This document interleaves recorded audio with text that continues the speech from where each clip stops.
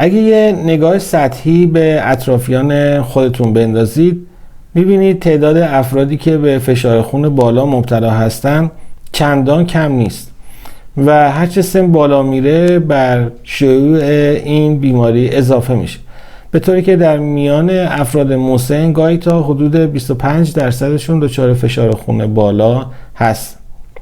این فشار خونهای بالا علاوه بر اینکه میتونه علائم حادی نظیر سردرد، درد قفسه سینه ایجاد کنه، در بلند مدت میتونه عملکرد بسیاری از دستگاه‌های بدن نظیر قلب، کلیه‌ها و حتی چشم رو تخریب کنه و بنابراین به بروز آسیب‌های جبران ناپذیر منجر میشه. با توجه به شیوع بسیار بالای این بیماری و نیز با توجه به علائم حاصل از اون و اهمیت عوارض طولانی مدت حاصل از اون، خیلی مهمه که همه افراد با نحوه اندازه‌گیری فشار خون در منزل آشنا باشه. من دکتر حمید سجاد هستم، متخصص بیماری‌های داخلی. توی این ویدیو میخوام درباره اصول درست سنجش فشار خون صحبت کنم. اگه علاقه‌مند هستین ادامه ویدیو رو ببین. کسانی که خیلی وقت فشار خون بالا دارند و یا کسانی که شک دارن فشار بالا دارن یا نه، بهشون توصیه شده که اصول درست سنجش فشار رو در منزل یاد بگیرن و همیشه فشارشون رو در منزل بگیرن، چون استرس کمتری دارن و اون عدد فشار خون به طور واقعی تری برای شما ثبت میشه. اما غیر از موردی که اشاره کردم، سنجش فشار خون در منزل مزایای دیگه هم داره. یکیش اینه که میتونید چگونگی درمان خودتون رو پیگیری کنید. از اونجایی که فشار خون بالا هیچ علامتی نداره، تنها از طریق اندازه‌گیری منظم فشار خون میتونید از مؤثر بودن داروها یا تغییر سبک زندگی مطمئن بشید و تشویق میشید که بهتر بیماریتون رو کنترل کنید. وقتی شما خودتون ابتکار عمل رو به دست بگیرید و فشارتون رو اندازه بگیرید، این احساس مسئولیت شما رو وادار میکنه تا کاری کنید سایر عوامل منفی هم برطرف بشه و انگیزه شما برای خوردن غذاهای سالمتر بیشتر میشه و میزان فعالیت خودتون رو افزایش میدید و داروهای خودتون رو به طور صحیح مصرف میکنید و استرس کمتری خواهید داشت. رفتن به مطب پزشک در برخی افراد به راحتی موجب ایجاد فشار روانی و استرس شده و فشار خون اونها رو افزایش میده. اندازه‌گیری فشار در منزل نشون میده که آیا شما واقعا فشار خون بالا دارید یا تنها به یک فشار خون ناشی از استرس مبتلا هستید و هزینه ویزیت هم پرداخت نمی کنید و پولشو پس انداز می‌کنید. این قضیه سنجش فشار خون در منزل به خصوص وقتی به درد میخوره که به تازگی مصرف دارو شروع کردیم یا پزشکتون به تازگی داروی شما رو تنظیم کرد. در این موارد اندازه‌گیری مکرر فشار موجب اطمینان خاطر شما از کنترل بهتر میشه. اما وقتی دستگاه فشار خون خریدید، در مراجعه بعدی به مطب پزشک اون رو همراه خودتون ببرید و از پزشکتون یا یکی از کارکنان درمانی مطب بخواید که چگونگی استفاده از صحیح از اون رو به شما نشون بده و شما رو از سالم بودن دستگاه مطمئن کنه. در بعضی از مراکز خدمات بهداشتی کلاس‌هایی برای آموزش چگونگی اندازه‌گیری فشار خون راه اندازی شد. در طول شبانه روز چه ساعتی فشار خون بگیریم بهتره؟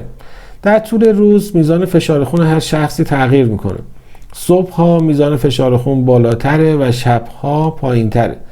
بهترین زمان پایان عصر یا زمان خوابیدن.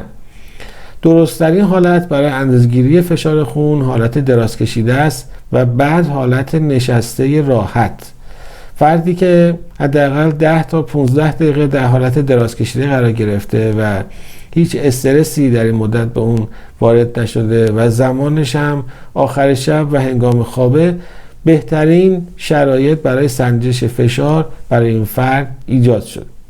زمانی که میخواید فشار خون خودتون رو اندازه‌گیری کنید، حتما توجه داشته باشید که باید در آرامش کامل به سر ببرید و اضطراب و نگرانی نداشته باشید و آرام در جایی به حالت درازکش یا به حالت نشسته باشید و از 1-2 ساعت قبل سیگار نکشیده باشین و طی چند دقیقه قبل هم از پله ها بالا نرفته باشین و ورزش نکرده باشین و در ضمن از اندازه‌گیری های مکرر و پشت سر هم فشار خون هم خودداری کنید.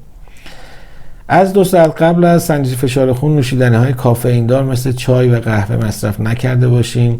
قطره فنل‌افرین مصرف نکرده باشین. همونطور که گفتم محیط باید آروم باشه، تکیه بدین، استرس و اضطراب نداشته باشین، دستشویی رفته باشین و مثانه خالی باشه.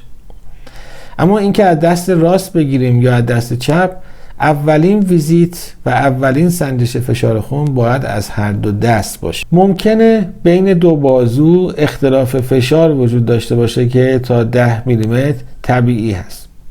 حالا که اندازه فشار دو بازو مشخص شد، فشار اون بازوی ملاک هست که بالاتره و اگه میخواین فشار خونتون رو به طور مرتب اندازه‌گیری و کنترل کنید و سپس نتایج حاصل از اون رو با هم مقایسه کنید، مثلا برای کنترل اثر بخش بودن درمان بهتره همیشه فشار خون خودتون رو فقط از یک دست بگیرید. همونطور که گفته شد حدود 10 میلیمتر جیوه تفاوت بین فشار خون دو بازو قابل قبوله.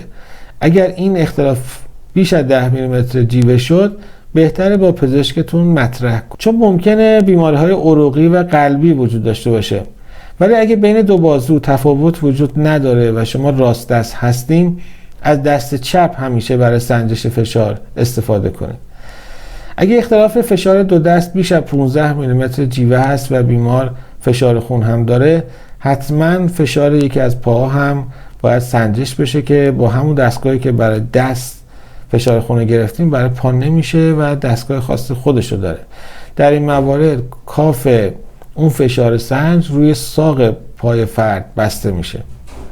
اگه دفعه اولی هست که از یه فشار سنج استفاده میکنید، دقت کنید اگه اندازه کاف فشار سنج کوچکتر یا بزرگتر از اندازه بازوی شما باشه، میتونه فشار خون شما رو بالاتر یا پایین تر از اون مقداری که هست نشون بده. در حالت طبیعی کاف فشار سنج باید 1.5 دور بازوی شما بچرخه.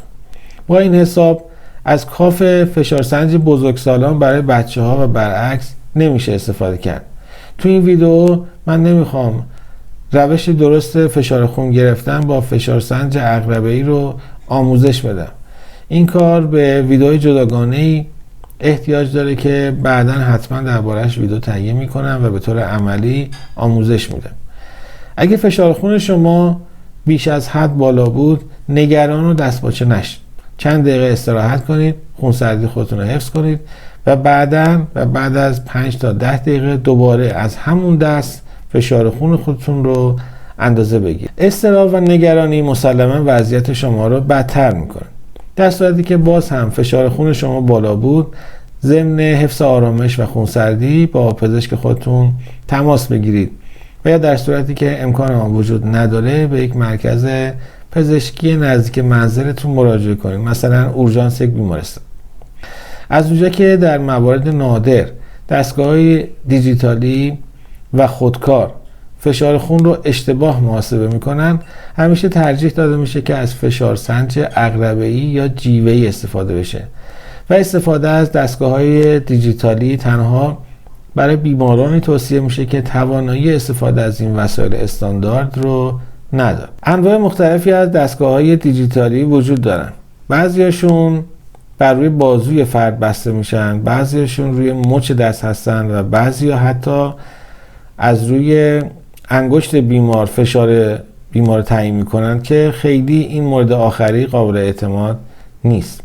در ضمن با توجه به اینکه دستگاه‌های دیجیتالی و اتوماتیک در بعضی از موارد از تنظیم خارج میشن، بهتره هر چند وقت یک بار اونها رو کنترل کنیم. به این منظور فشار خون فرد باید هر چند وقت یک بار به وسیله ابزارهای دستی استاندارد سنجش بشه و سپس بعد از گذشت چند دقیقه فشار خون از همون دست توسط دستگاه اتوماتیک کنترل میشه. در صورتی که بین نتایج تناقض وجود داشته باشه باید با شرکت تولید کننده تماس گرفته بشه تا در جهت رفع اشکال دستگاه اقدامات لازم رو انجام بده. در مورد این دستگاه هم باید توجه داشت که اندازه کاف دستگاه بسیار با اهمیته و نباید بیش از حد کوچیک یا بزرگ باشه. تنها تفاوت اینه که به جای عقربه یا ستون جیوه فشار خون توسط مانیتور دستگاه اعلام میشه. اگه تا حالا عضو کانال من نبودین همین الان عضو شین و دکمه سابسکرایب رو کلیک کنید تا در جریان بروزترین و معتبرترین مطالب سلامت قرار بگیرین. لایک و کامنت هم فراموش نشه. اگه هر سوال پزشکی دارین خوشحال میشم در قسمت کامنت جوابتون رو